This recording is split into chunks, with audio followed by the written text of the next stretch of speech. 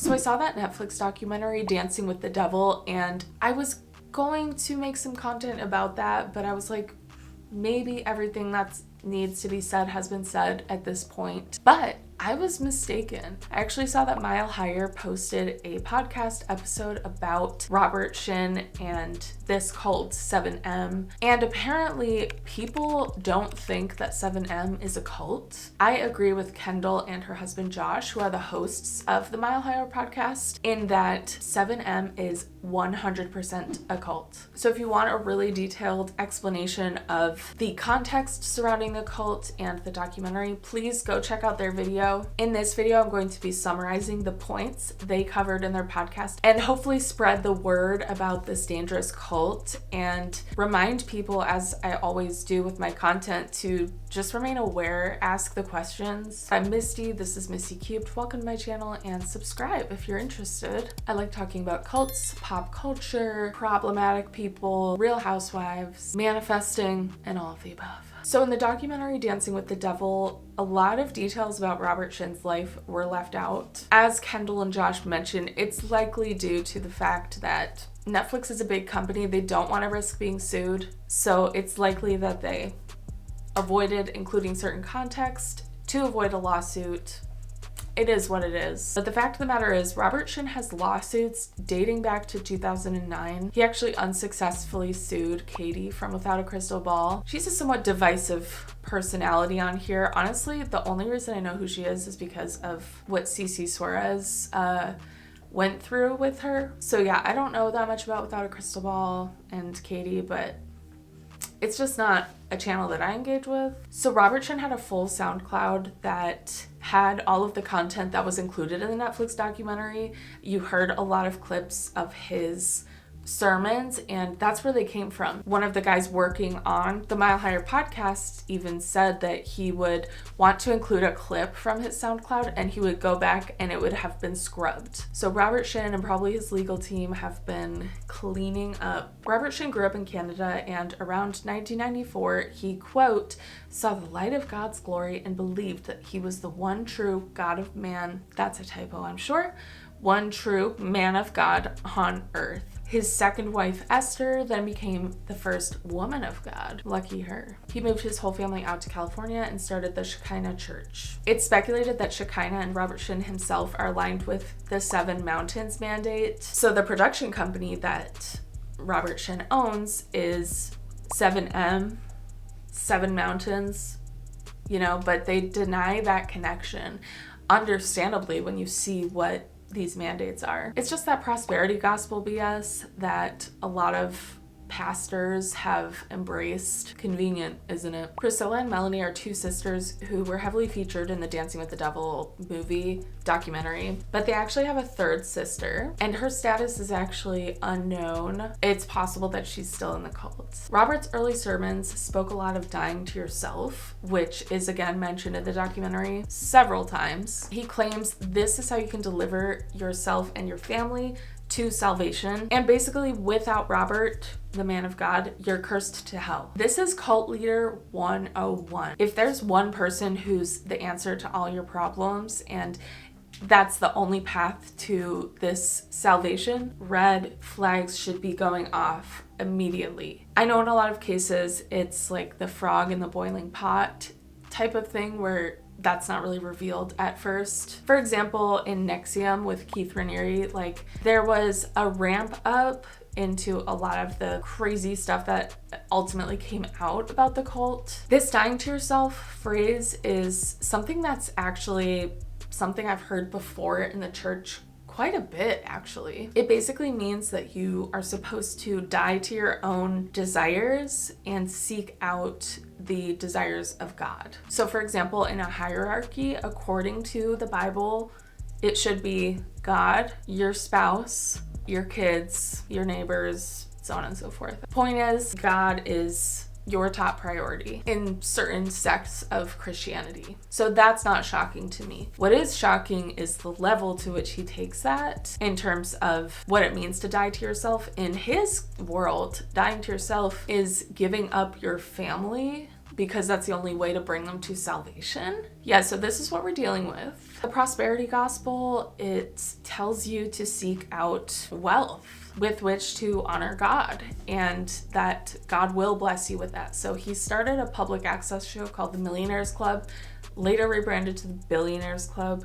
So this was with the church, Shakina. Under Robert's leadership, the church opened up a bunch of businesses that were staffed by Shakina Church members. But it was the higher-ups who decided how much they would get paid and when. There was a really big emphasis in the church on hierarchy, so you couldn't just speak to Robert. You would have to go through your mentor, which is weird because if you've been to church, you know the pastor is supposed to be, even at like bigger churches I've been to, the pastor is supposed to be accessible in some way. I know that's not the case at like mega churches, but I don't think that's what Shakina is. There are actually a lot of parallels between Scientology and Shakina Church and Robert Shin, what he has going on. So like in Scientology and a lot of cults, I will say, members are supposed to confess something to their mentors if they do something sinful, and then Robert will later reveal this secret or sin to the entire congregation and essentially shame you. It's blackmail basically, and it's a way to keep people within your control and to keep people, you know, aligned, because of course they don't want that to happen to them. Shakina Church members were split up into different homes, so they also acquired property as a church. Melanie was split from her sisters, and she was put into a home with girls who were 13 to 16 years old, and they were called the Glory Girls, which is just weird.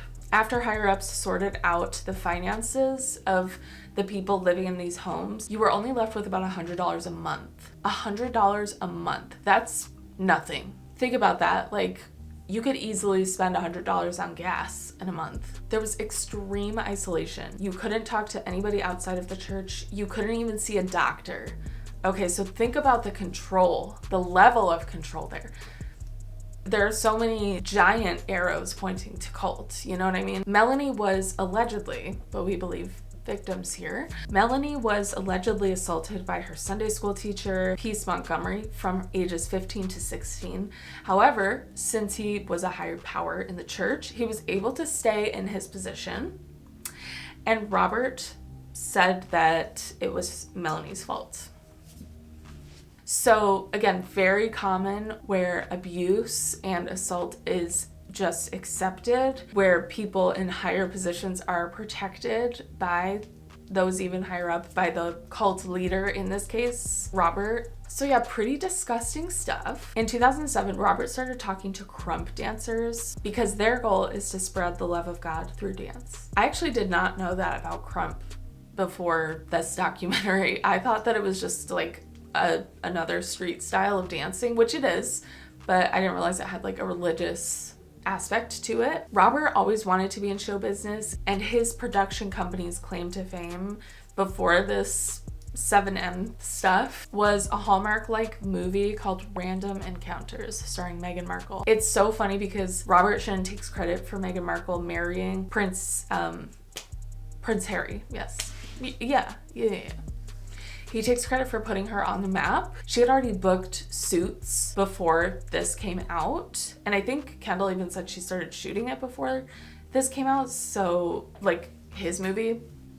And Suits was definitely her breakout role, obviously. Moving on, this was mentioned in the documentary, but in November of 2008, Robert was ambushed by women accusing him of abuse. This was in the middle of a church service. Unfortunately, that experience actually humanized Robert because he basically confessed and asked for forgiveness, and it reaffirmed people's belief in the grace of God. So yeah, unfortunately, it backfired at the time. Priscilla unfortunately rejoined the cult after being out for some time and was further subjected to financial abuse and manipulation. Robert began sexually abusing her in 2009 before marrying his third wife. She left and rejoined the cult again in 2014 out of fear of inviting Satan into her life. She was so brainwashed. She was so conditioned to see salvation in this situation only. At this time, she had really successful real estate businesses, but was forced to sell those off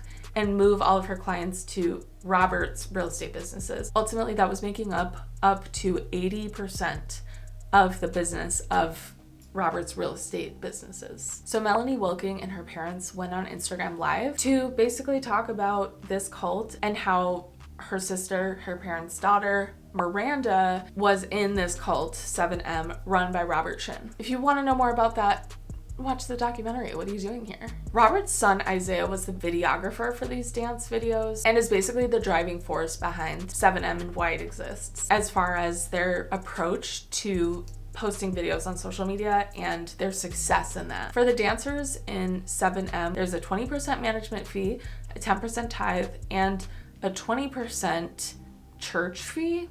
So 20% goes to Shakina.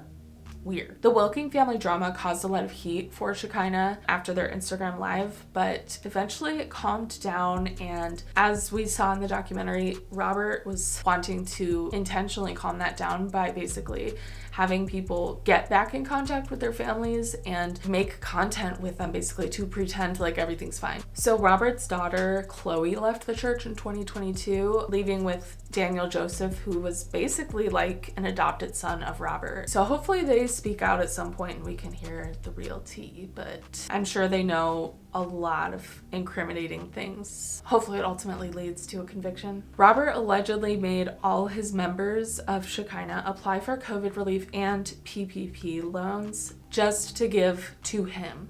In 2022, he married his wife, Hannah, who was his, I think we're on wife number 4 right now, I'm pretty sure. So the documentary ended talking about a civil lawsuit. They filmed the moment that they served Robert Shin. That was pretty cool. So that's going to court in 2025. Hopefully that, again, like brings about justice for people and more information comes forward so that it can all eventually become a criminal suit, a criminal case. The problem with this, with Miranda and people who are worried about their family members in this cult, is that they're adults. And the police, unless they find something tangible about Robert, which of course there's a lot of tangible things, at the end of the day, unfortunately, you need evidence.